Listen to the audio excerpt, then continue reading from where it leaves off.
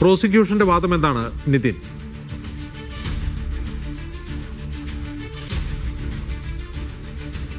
അതായത് ഈ പ്രതികൾക്ക് പറയാനുള്ളതെല്ലാം തന്നെ പറഞ്ഞു കഴിഞ്ഞപ്പോഴാണ് പിന്നീട് കോടതി പ്രോസിക്യൂഷൻ പരമാവധി ശിക്ഷ ഇവർക്ക് നൽകണമെന്ന് പറയുമ്പോൾ കോടതി ഒരു ചോദ്യം ചോദിക്കുന്നത്. അതായത് യഥാർത്ഥത്തിൽ കുറ്റം ചെയ്തത് ഒന്നാം പ്രതിയല്ലേ, പൾസർ സുനിയല്ലേ എന്ന് കോടതി ചോദിക്കുന്നു. ബാക്കിയുള്ളവർ സഹായികളല്ലേ എന്നും കോടതി ചോദിക്കുന്നുണ്ട്. അപ്പോഴാണ് പ്രോസിക്യൂഷൻ ഇത്തരത്തിലുള്ള വാദങ്ങൾ കോടതിക്ക് മുമ്പിൽ വെക്കുന്നത്. അതായത് എല്ലാ പ്രതികൾക്കും മേൽ ഗൂഢാലോചന കുറ്റം അത് തെളിയിക്കപ്പെട്ടിട്ടുള്ളതാണ്. എല്ലാ പ്രതികൾക്കുമെതിരെ കൂട്ടബലാത്സംഗ വകുപ്പുകൾ ചുമത്തിയിട്ടുണ്ട്, അത് തെളിയിക്കപ്പെട്ടിട്ടുണ്ട്. അപ്പോൾ ഓരോ പ്രതികൾക്കും കുറഞ്ഞ ശിക്ഷ നൽകാനും കൂടുതൽ ശിക്ഷ നൽകാനും കാരണം വേണമെന്ന കാര്യങ്ങളടക്കം പറഞ്ഞിട്ടുണ്ട്. ഓരോ ബലാത്സംഗം അടക്കമുള്ള കുറ്റങ്ങൾ തെളിയിക്കപ്പെട്ടിട്ടുണ്ട്.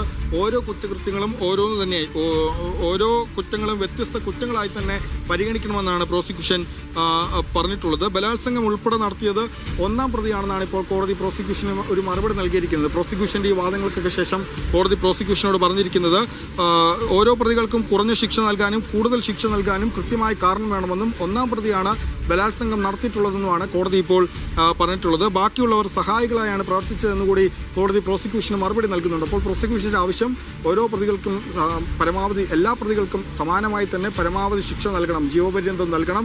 ഓരോ പ്രതികൾക്കും എതിരെ ഗൂഢാലോചന കുറ്റം തെളിയിക്കപ്പെട്ടിട്ടുണ്ട്, അല്ലെങ്കിൽ കൂട്ടബലാത്സംഗ കുറ്റം തെളിയിക്കപ്പെട്ടിട്ടുണ്ട്. അപ്പോൾ ഇവർക്കെല്ലാം സമാനമായ പരമാവധി ശിക്ഷ നൽകണമെന്നായിരുന്നു പ്രോസിക്യൂഷന്റെ ആവശ്യം. പക്ഷേ കോടതി അതിന് മറുപടിയായി നൽകുന്നത് ഓരോ പ്രതികൾക്കും കുറഞ്ഞ ശിക്ഷ നൽകാനും കൂടുതൽ ശിക്ഷ നൽകാനും കൃത്യമായ കാരണം വേണമെന്നും ഒന്നാം പ്രതി, അതായത് ബലാത്സംഗം ഉൾപ്പെടെ നടത്തിയിരിക്കുന്നത് പൾസർ സുനിയാണെന്നുമാണ് കോടതി പറഞ്ഞിരിക്കുന്നത്. ബാക്കിയുള്ള പ്രതികളൊക്കെ തന്നെ സഹായികളാണ് പ്രവർത്തിച്ചെന്നൊരു കാര്യം കൂടി കോടതി പ്രോസിക്യൂഷനോട് പറഞ്ഞിട്ടുണ്ട്. പ്രോസിക്യൂഷനിൽ നിന്ന് എന്ത് മറുപടിയാണ് ഇതിൽ നൽകുന്നതടക്കമുള്ള കാര്യങ്ങൾ നമ്മൾ ശ്രദ്ധിക്കേണ്ടതുണ്ട്. പ്രത്യേകിച്ച് ശിക്ഷാവിധിന്മേലുള്ള വാദമാണ് നടന്നുകൊണ്ടിരിക്കുന്നത്. ഇത് ഒരു ശിക്ഷാവിധിയെ കാര്യമായി സ്വാധീനിക്കുമെന്ന് പറയാൻ വയ്യ. അപ്പോൾ ഒരുപക്ഷെ ഇന്ന് വിധിയുണ്ടാവാൻ ഇപ്പോൾ ഉച്ചയ്ക്ക് മുമ്പ് തന്നെ ഈ ഒരു വാദം തീർന്നു കഴിഞ്ഞാൽ ഒരുപക്ഷെ വൈകിട്ട് ശിക്ഷാവിധി വരാനുള്ള സാഹചര്യം ഒക്കെയുണ്ട്. അപ്പോൾ അത്തരത്തിൽ കോടതി ഇപ്പോൾ ഒരു നിഗമനം, അല്ലെങ്കിൽ കോടതി ഇപ്പോൾ പറയുന്നത് ബലാത്സംഗമടക്കമുള്ള കൃത്യങ്ങൾ ചെയ്തത് അത് ഒന്നാം പ്രതി സുനിയാണ്, ബാക്കിയുള്ളവർ സഹായികളാണ് പ്രവർത്തിച്ചതെന്നാണ് പറയുന്നത്. 376D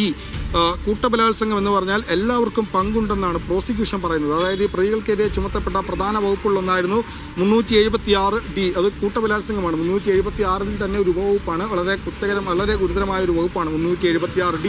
ആ വകുപ്പ് കൂട്ടബലാത്സംഗമാണ്. ആ വകുപ്പ് എല്ലാവർക്കും മേൽ ചുമത്തപ്പെട്ടിട്ടുണ്ട്, എല്ലാവർക്കും അതിൽ പങ്കുണ്ട് എന്നാണ് പ്രോസിക്യൂഷൻ ഇപ്പോൾ പറയുന്നത്. നേരത്തെ തന്നെ കോടതി പ്രതികളെ കുറ്റക്കാരാണെന്ന് വിധിച്ചപ്പോൾ ഈ കൂട്ടബലാത്സംഗത്തിനും ഒപ്പം തട്ടിക്കൊണ്ടുപോയതും അടക്കമുള്ള ഗൂഢാലോചന അടക്കമുള്ള എല്ലാ കുറ്റങ്ങളും ഇവർക്ക് മേൽ ചുമത്തപ്പെട്ട എല്ലാ കുറ്റങ്ങളും കോടതി അംഗീകരിച്ചിരുന്നു. അപ്പോൾ ആ ഒരു സാഹചര്യത്തിൽ എല്ലാവർക്കുമെതിരെ സമാനമായ ഒന്നോ അതിലധികമോ ആളുകൾ ബലാത്സംഗം ചെയ്തിട്ടുണ്ടെങ്കിലാണ് കൂട്ടബലാത്സംഗം വരിക എന്നൊരു കാര്യം കൂടി കോടതി പറയുന്നുണ്ട്. എന്താണ് കോടതിക്കകത്ത് നടക്കുന്നതെന്ന് കൃത്യമായി മനസ്സിലാവുന്നില്ല.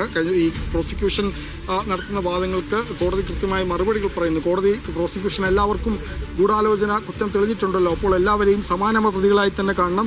കൂട്ടബലാത്സംഗം എല്ലാവർക്കും എതിരെ തെളിഞ്ഞിട്ടുണ്ട്, അപ്പോൾ എല്ലാവരെയും സമാനമായി തന്നെ കാണണം, എല്ലാവർക്കും പരമാവധി ശിക്ഷ കൊടുക്കണമെന്ന് പറയുമ്പോൾ കോടതി പറയുന്നത് പൾസർ സുനി ഒന്നാം പ്രതി മാത്രമാണ് ഈ കൂട്ടബലാത്സംഗം നടത്തിയത്, ഒന്നാം പ്രതിയല്ല യഥാർത്ഥത്തിൽ കുറ്റം ചെയ്തെന്നാണ് കോടതി ചോദിക്കുന്നത്. ഒന്നോ അതിലധികമോ ആളുകൾ ബലാത്സംഗം ചെയ്തിട്ടുണ്ടെങ്കിൽ മാത്രമാണ് കൂട്ടബലാത്സംഗം നിലനിൽക്കുക എന്ന കാര്യങ്ങളൊക്കെയാണ് കോടതി പറയുന്നത്. അപ്പോൾ ഇതുമായി ബന്ധപ്പെട്ട് ശിക്ഷാവിധിയുമായി ബന്ധപ്പെട്ട വാദങ്ങൾ കോടതിക്കകത്ത് പ്രോസിക്യൂഷനും കോടതിയും ഈ വാദങ്ങൾ തങ്ങൾക്ക് പറയാനുള്ള പ്രോസിക്യൂഷൻ പറയുന്നുണ്ട്. അതിന് മറു ചോദ്യങ്ങൾ കോടതി ചോദിക്കുന്നുണ്ട്. അപ്പോൾ ഇതുമായി ബന്ധപ്പെട്ട വാദം കോടതിയിൽ തുടർന്നുകൊണ്ടിരിക്കുകയാണ്. ഉച്ചയ്ക്ക് മുമ്പ് തന്നെ ഈ വാദം തീരുകയാണെങ്കിൽ ഒരുപക്ഷെ ഉച്ചയ്ക്ക് ശേഷം ഈ കേസിൽ ഒരു വിധി വരാനുള്ള സാധ്യതയും ഒക്കെയുണ്ട്. ഏതായാലും പ്രതികൾ തങ്ങൾക്ക് പറയാനുള്ള കാര്യങ്ങളൊക്കെ പറഞ്ഞു കഴിഞ്ഞു. അവർക്ക് പറയാനുള്ള ഒരു അവസരമാണ് ശിക്ഷാവിധിയിന്മേലുള്ള വാദത്തിൽ അവർക്ക് പറയാനുള്ള ഒരു അവസരമാണ്. അത് പ്രതികൾ അവർക്ക് പറയാനുള്ള എല്ലാം തന്നെ പറഞ്ഞു കഴിഞ്ഞു. അതിനുശേഷം ഇപ്പോൾ ഈ കേസുമായി ബന്ധപ്പെട്ട്, അല്ലെങ്കിൽ ഈ ശിക്ഷാവിധിയുമേലുള്ള വാദവുമായി ബന്ധപ്പെട്ട് പ്രോസിക്യൂഷൻ അവർക്ക് പറയാനുള്ള പ്രോസിക്യൂഷൻ്റെ ആവശ്യം നേരത്തെ തന്നെ അവർ വ്യക്തമാക്കിയതാണ്. പരമാവധി ശിക്ഷയായ ജീവപര്യന്തം എല്ലാ പ്രതികൾക്കും നൽകണമെന്നൊരു ആവശ്യമായിരുന്നു പ്രോസിക്യൂഷൻ തുടക്കം മുതൽ തന്നെ ആവശ്യപ്പെട്ടുകൊണ്ടിരുന്നത്, അല്ലെങ്കിൽ കഴിഞ്ഞ ദിവസങ്ങളിലെല്ലാം ആവശ്യപ്പെട്ടിരുന്നത്. കഴിഞ്ഞ ദിവസം കോടതിയിൽ ആവശ്യപ്പെടുകയും നമ്മൾ സംസാരിക്കുമ്പോഴൊക്കെ അവർ പരമാവധി ശിക്ഷ നൽകണമെന്ന് തന്നെയാണ് അഭിഭാഷകരുടെ അല്ലെങ്കിൽ ഈ പ്രോസിക്യൂഷൻ്റെ ആവശ്യം. ഇപ്പോൾ അതവർ കോടതിക്ക് മുമ്പിൽ അവരുടെ വാദവും വയ്ക്കുകയും ചെയ്യുന്നു. പക്ഷേ എല്ലാവർക്കും സമാനമായ ശിക്ഷ നൽകേണ്ട ഒരു സാഹചര്യം ഉണ്ടോ എന്നൊരു കാര്യമാണ് കോടതി ഇപ്പോൾ നോക്കുന്നത്. ഓരോ കുറ്റങ്ങളും വ്യത്യസ്ത കുറ്റങ്ങളായി പരിഗണിക്കണമെന്ന് പ്രോസിക്യൂഷൻ ആവശ്യപ്പെടുമ്പോൾ കോടതി പറയുന്നത് ഓരോ പ്രതികൾക്കും കുറഞ്ഞ ശിക്ഷ നൽകാനും കൂടുതൽ ശിക്ഷ നൽകാനും പ്രത്യേകം കാരണം വേണമെന്നാണ് കോടതി ഇപ്പോൾ പറയുന്നത്. ബലാത്സംഗം ചെയ്തത് ഒന്നാം പ്രതി മാത്രമാണെന്നും കുറ്റകൃത്യത്തിൽ പങ്കെടുത്തവർ കൂടി അത് ബാധകമാകുമെന്ന് മാത്രമാണ്.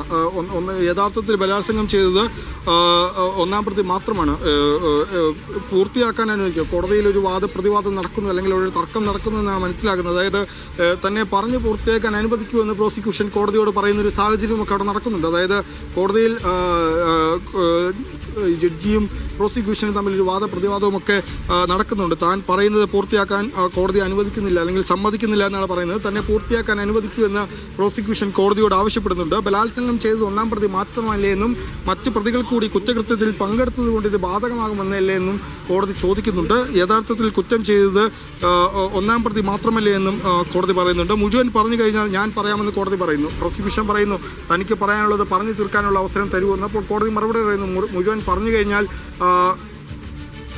ഞാൻ പറയാമെന്ന് കോടതി പറയുന്നുണ്ട്. പ്രോസിക്യൂഷൻ്റെ വാദം അങ്ങനെ തുടക്കത്തിലൊരു ചോദ്യവും മറുചോദ്യവും ഒക്കെ പോവുകയാണ്. അപ്പോൾ ഇനി പറയാനുള്ളത് മുഴുവൻ പ്രോസിക്യൂഷൻ പറഞ്ഞു തീർത്തോളൂ എന്നൊരു തീരുമാനത്തിലേക്ക് കോടതി എത്തുന്നു. അത് കഴിഞ്ഞ് മാത്രമേ താൻ ഇനി പറയുന്നുള്ളൂ എന്നാണ് കോടതി പറയുന്നത്. അല്ലെങ്കിൽ പ്രോസിക്യൂഷൻ്റെ വാദം ഇങ്ങനെ തുടരുകയാണ്, ചോദ്യങ്ങളും മറുചോദ്യങ്ങളുമായി. ഇതിൽ പ്രധാനമായും കോടതി ചോദിക്കുന്നത് പൾസർ സുനിയല്ലേ യഥാർത്ഥത്തിൽ ബലാത്സംഗം ചെയ്ത് അല്ലെങ്കിൽ കുറ്റകൃത്യം ചെയ്ത് ബാക്കിയുള്ളവർ സഹായികളല്ലേ എന്നൊരു ചോദ്യമാണ് കോടതി പ്രോസിക്യൂഷനോട് ചോദിക്കുന്നത്. അപ്പോൾ പ്രോസിക്യൂഷൻ പറയുന്നത് അങ്ങനെയല്ല, ഗൂഢാലോചന അടക്കമുള്ള അല്ലെങ്കിൽ കൂട്ടബലാത്സംഗം അടക്കമുള്ള എല്ലാ കുറ്റങ്ങളും ഇവർക്ക് മേൽ ചുമത്തപ്പെട്ടത് തെളിയിക്കപ്പെട്ടതാണ്. അപ്പോൾ അത്തരത്തിൽ എല്ലാ പ്രതികളെയും സമാനരായി തന്നെ കണ്ട് എല്ലാ പ്രതികൾക്കും പരമാവധി ശിക്ഷ, സമാനമായ ശിക്ഷ, പരമാവധി ശിക്ഷയായ ജീവപര്യന്തം തന്നെ നൽകണമെന്നാണ് പ്രോസിക്യൂഷന്റെ ആവശ്യം. അപ്പോൾ കോടതി അതിൽ മറുചോദ്യങ്ങളുമൊക്കെ ചോദിക്കുന്നുണ്ട്. ഏതായാലും ഈ പ്രോസിക്യൂഷന്റെ വാദം തുടരുന്നുണ്ട്. ഇതുമായി ബന്ധപ്പെട്ട കൂടുതൽ കാര്യങ്ങൾ പ്രോസിക്യൂഷന് കോടതിയോട് പറയാനുണ്ട്. അവിടെ ഒരു തർക്കവും പ്രോസിക്യൂഷനും കോടതിയും തമ്മിൽ ഒരു തർക്കവും ഒക്കെ നടക്കുന്നുണ്ട്.